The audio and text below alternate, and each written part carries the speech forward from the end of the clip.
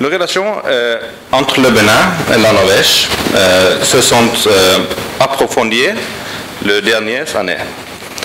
Nous sommes des partenaires dans le système multilatéral depuis longtemps. Maintenant, nous voyons que les compagnies norvégiennes s'engagent au Bénin. Et s'engagent surtout dans le secteur comme l'énergie renouvelable et du secteur pétrolier. Une délégation économique et commerciale d'hommes d'affaires norvégiennes est prévue pour avril. Nous sommes aussi sur le pied d'ouvrir un consulat honoraire à Cotonou, ce qui va aussi profiter de la coopération économique. Nous avons eu de bonnes relations de la coopération future. Cela inclut l'économie bleue et aussi l'éligibilité du Bénin au programme Oil for Development. Une mission du secrétariat du programme se rend bientôt au Bénin pour discuter le détail. Je remercie le gouvernement béninois pour des discussions constructives. Et je suis sûr que les relations vont continuer à s'approfondir.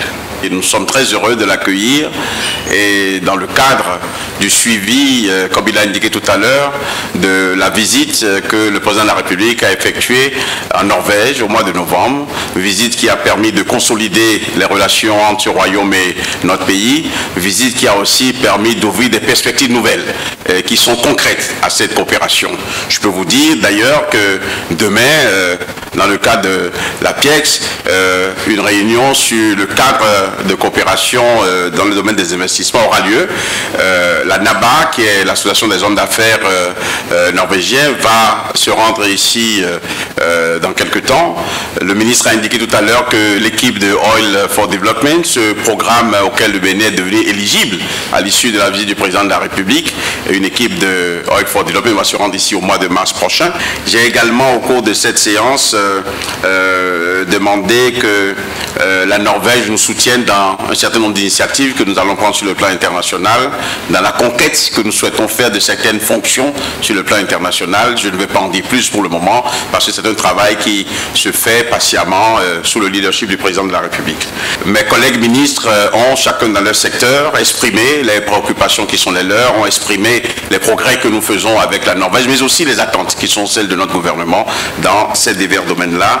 Et tous, nous sommes tombés d'accord pour dire à Monsieur le ministre que c'est une détermination de notre gouvernement, c'est une conviction de notre président, le président Patrice Talon, que la relation avec la Norvège doit être renforcée, doit être suivie sur une base quasi quotidienne pour que nous ayons de plus en plus d'investisseurs qui s'engagent ici.